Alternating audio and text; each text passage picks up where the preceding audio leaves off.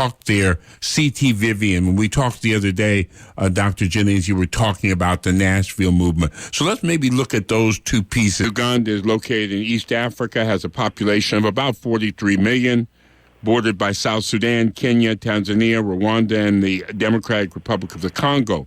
Elections are scheduled for Uganda in February of 2021. The leading candidate for the president's office are Yoweri Museveni, who has headed the country since 1986, and Bobiwine of the National Unity Platform, and one of the founders of the People's Power Movement. The People's Power Movement was formed by Robert Kyagulanyi Ssentamu during his tenure as a parliamentary minister in Uganda. The movement seeks to unite Ugandans on issues such as ending human rights abuse, corruption, and redefining the rule of law. To discuss the upcoming Uganda elections and the candidacy of Bobiwine, we are joined by Hamern Ayinebyona. He is the representative, the diaspora representative of the People's Power in Uganda movement, the People's Power Wing. It has currently about 14 chapters in 9 different countries and several cities throughout the United States. Hamern, thanks for joining Africa Today. Thank you, Walt. I'm really glad to be here. Good. How are you and your family doing in these difficult times, Hamern? We are mostly hanging on. We are adapting, just like many people. But it's a little bit different from my family back in Uganda. My family in the United States, we are mostly, adapting as human beings. But it's a little bit more challenging for my family back home. Okay. The numbers in Uganda have not been high in terms of COVID-19 deaths. Tell us what you mean when you say challenging. You mean in terms of the economy, in terms of shelter in place, in terms of politics? Why do you use that word, Hamern? So what I mean by challenging is not necessarily a struggle from the disease. It's a struggle from how the leaders or the rulers, for Uganda's case, are trying to manage the disease. For instance, there have been very strict coronavirus regulations. People have been, there has been a lockdown, and that is not your typical lockdown in the U.S. It's a lockdown where if you step outside your house, there's a special unit called the LDUs who will come and beat you up. Basically, not arrest you, not charge you, not fine you, not anything close to what would happen for the United States case.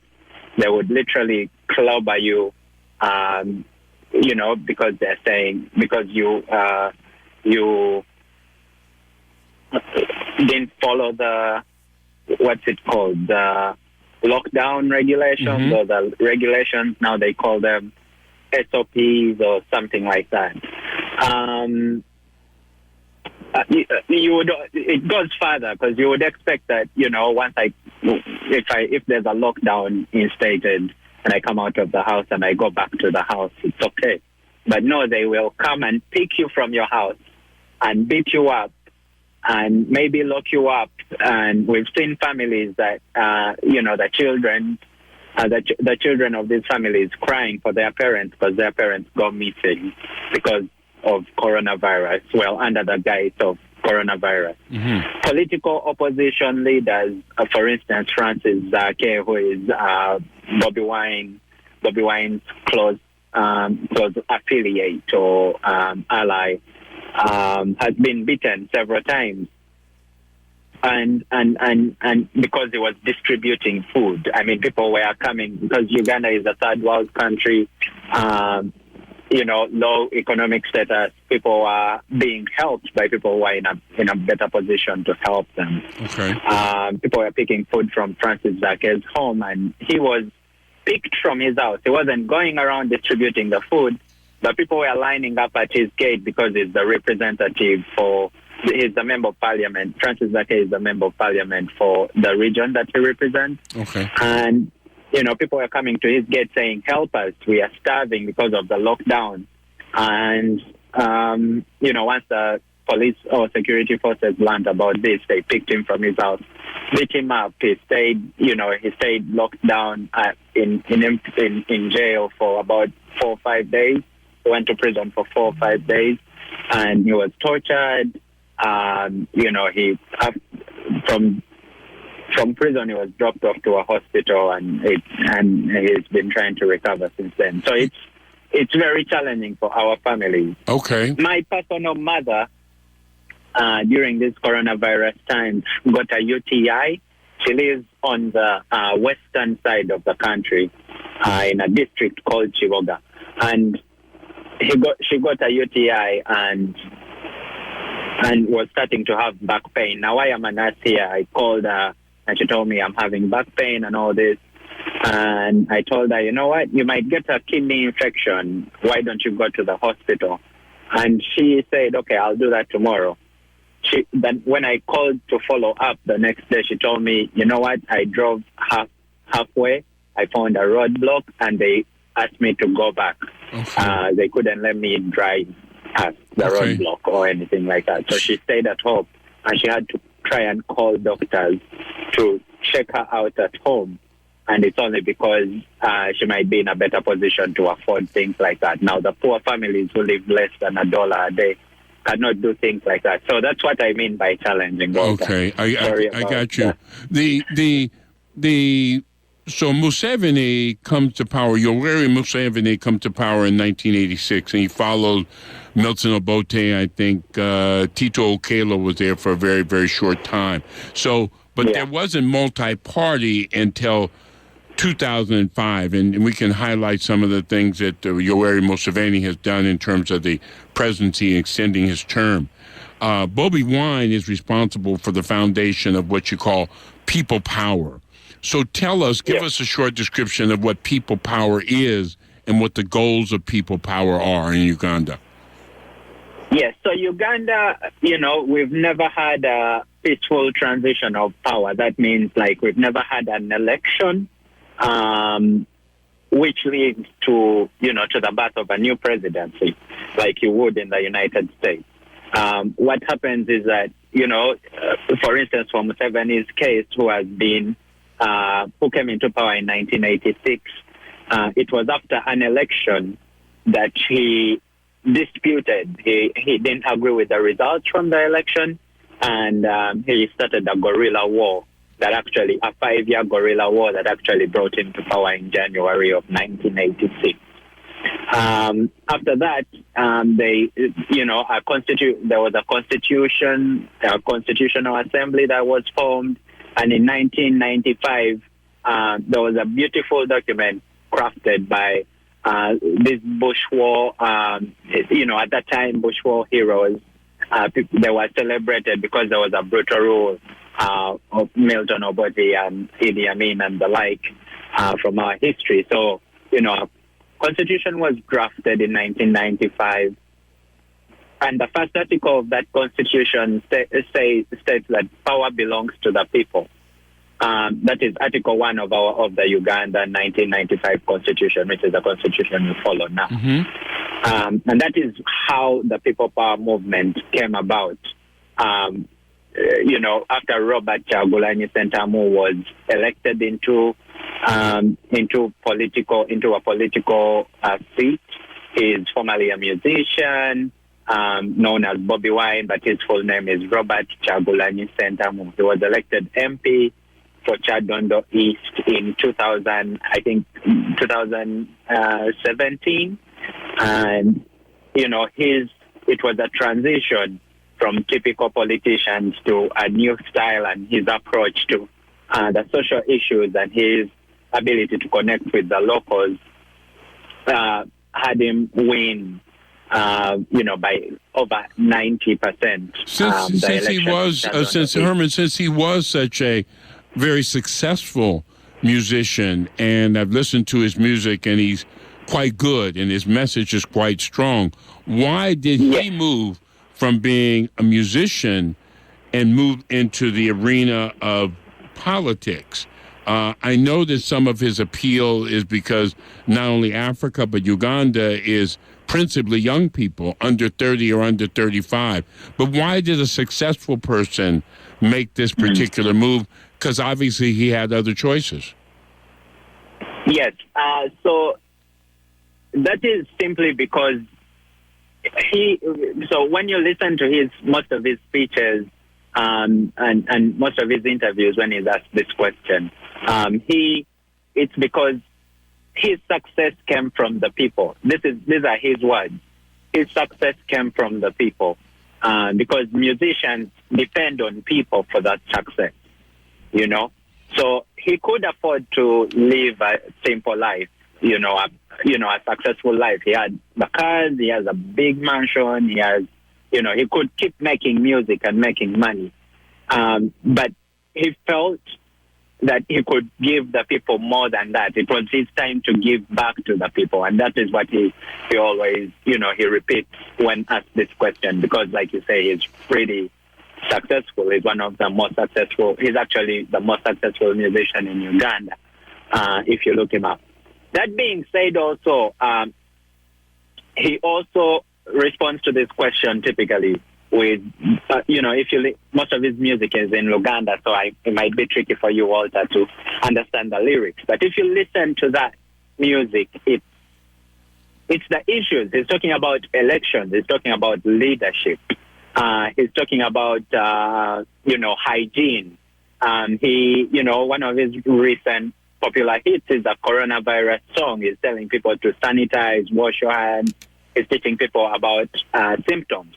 His music is identified as edutainment. So he wanted, he says he thought that talking about these issues was not enough, and he now wanted to act upon them. And that's what compelled him into going into political position. Now, the party, which we refer to as the political wing of the People Power movement, is the National Unity Party. And that's a very recent development. So this party will be contesting in the elections, not just with Bobiwine for presidency, but also in a number of other municipalities. There's a number of seats that the National Unity Party is contesting for, and they'll be contesting. It looks like it will basically be between Yoweri Museveni and between Bobiwine. Is that correct? That is absolutely accurate. Yes. The new party is the National Unity Platform that came into existence in about 4 or 3 months ago, thereabouts. And it's born out of the People Power movement because we are trying. So the People Power movement has 3 pillars. The first pillar is the people. The second pillar is the law, because, like I said, it comes from the Constitution, which is the law of the land. And the third is God. We say this openly that, we have some faith in God, and we believe that that's one of our foundations. So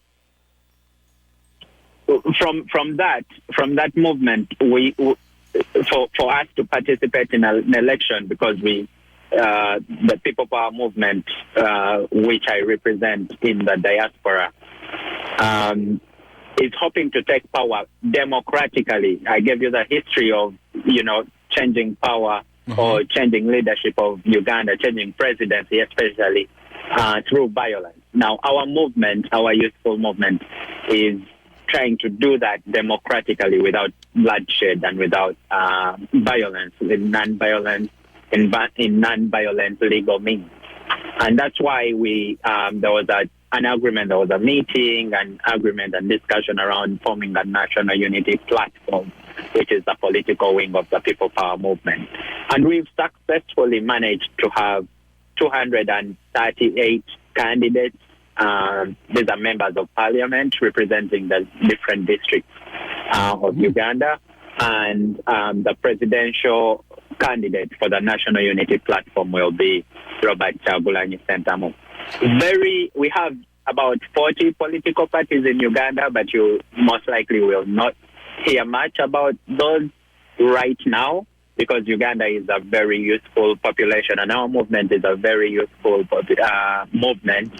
And Robert Kyagulanyi Ssentamu, Bobiwine, connects with these youths at a very, very personal level. And so you'll hear People Power on National Unity Platform way more significantly, a 3-month political party way more significantly, or a lot louder than any of the other pre-existing.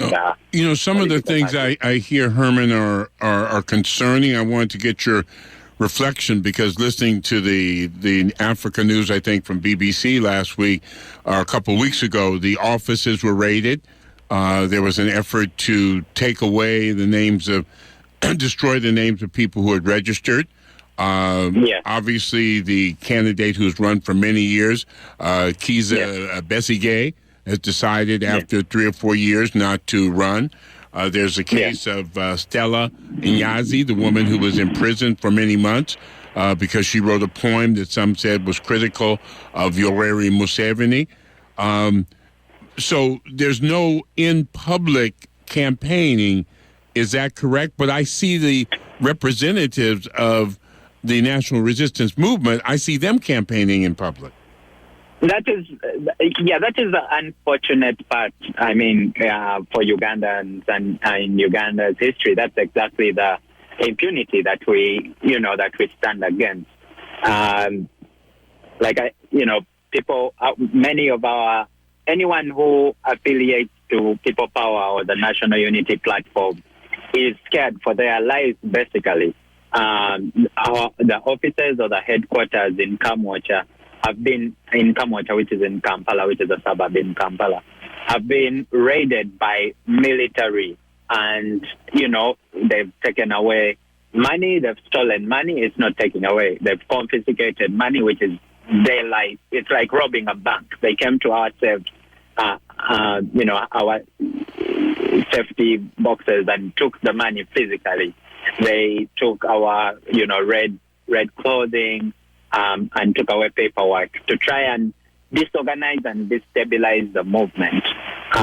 It's been an uphill battle, to be honest, at this point, because Museveni, who is the chairman and the 35-year-old president of Uganda, is trying to basically curtail any actions and is so scared about People Power moving, succeeding in the election. He's scared about the connections that people have with Bobiwine, the connectivity that people have with People Power, Bobiwine, and the National Unity Platform.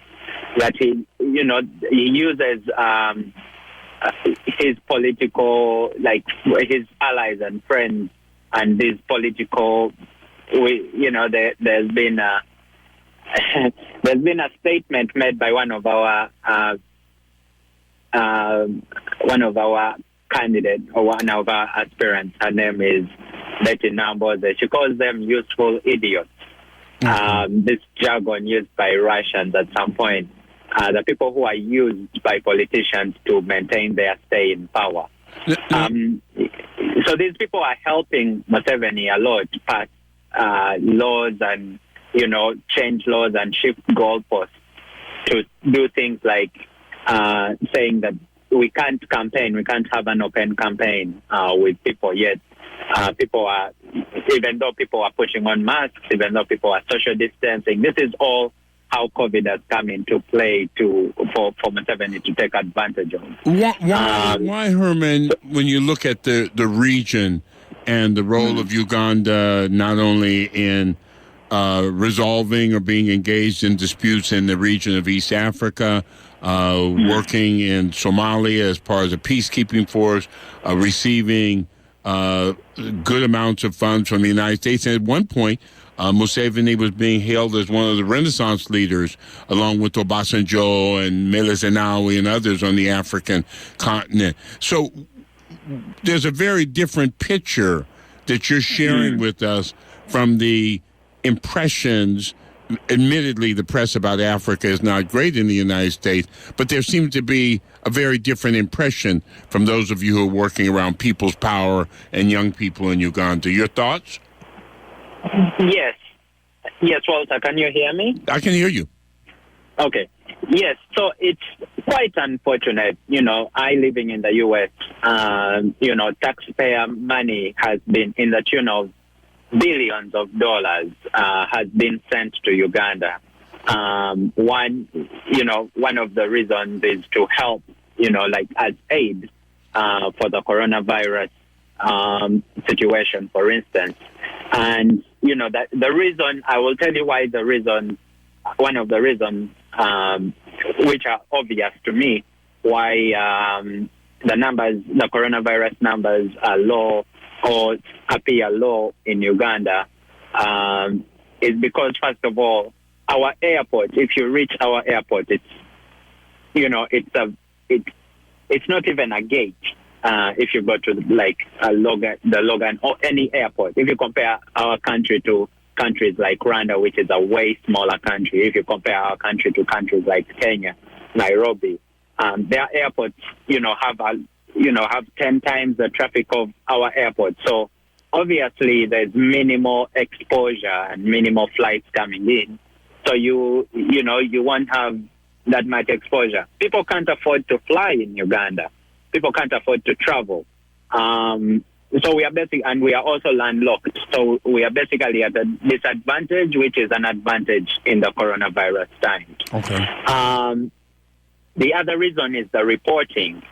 In Uganda, the news are not, the news are not reliable. You can't count on the news to give you the actual data of the facts on ground. Because there's an organization called UCC, which is in charge of regulating communications, and they won't publish, or they are scared to, these radio stations, TV stations, or any other media outlets are scared to lose their licenses to operate if they report anything negative about the country. Okay. So that has happened to a number of radio stations, which have been locked down, which have been attacked. Recently, the Secretary General of the People Power Movement was leaving a TV station, and he was arrested and taken to prison, and it was after a harsh battle and an outcry, a big social media outcry, that he was released. Okay. So there's poor reporting, first of all, but the mechanisms to move around and transmit the virus are not there. The transport system is not good enough to basically spread this wildfire of the COVID-19. What is the work? What's the work of the diaspora wing? We got a few minutes left here, and you're one of the diaspora wing of People's Power, and they're here in the United States and the other country. Basically, what is your work in terms of working with Ugandans in the diaspora and people who are interested in supporting African Americans, but people who are interested in supporting in human rights and democratization and the electoral process? What's the work of the diaspora wing, of which you're a representative, Hamern? Very nice question, Walter. Thank you. We have three roles, Walter. The first role is organization. The second role is sensitization. And the third role is mobilization. Those are our three key roles. I am the team leader of the diaspora wing of the People Power Movement, and we have 34 chapters, not just in the U.S., but all over the world. We have chapters in Bahrain, Oman, Qatar, Australia, Europe, Sweden, Germany, UK. We have chapters in Africa itself, South Africa, Kenya, Zambia. We have in North America, we have Canada, Toronto, and now Ottawa and other Canadian states. In the U.S., we have 9 chapters: Boston, Chicago, Los Angeles, and San Francisco, Seattle, Dallas. All these chapters are they focus on those three roles that I just mentioned: mobilization, organization, and sensitization. And if you want to contribute to the People Power movement, anyone, you just focus on those three roles. We have our website. It's peoplepower.org.ug. If you go there, there's a donate button. You can donate funds. You can connect with us. You can send us your email address and the like. We are also on social media. If you follow the National Unity Platform Facebook page, that's a way to get in touch with us and keep yourself sensitized, which is one of our roles. We also do like campaigns. We also try to do some advocacy work with organizations like TASK, and Change.org.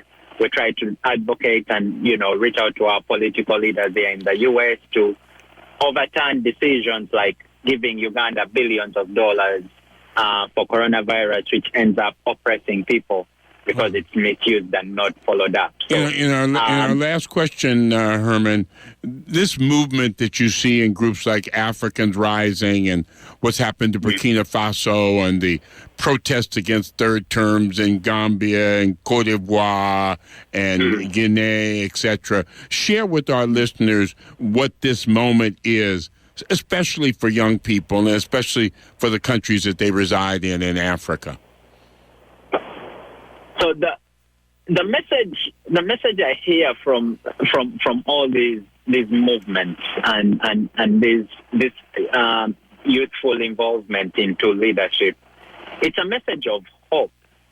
Our theme, our campaign is the new Uganda for us in Uganda, but it's basically all over Africa. I mean, we have the most talented people, talented in arts, talented in academics, science, very innovative, very energetic.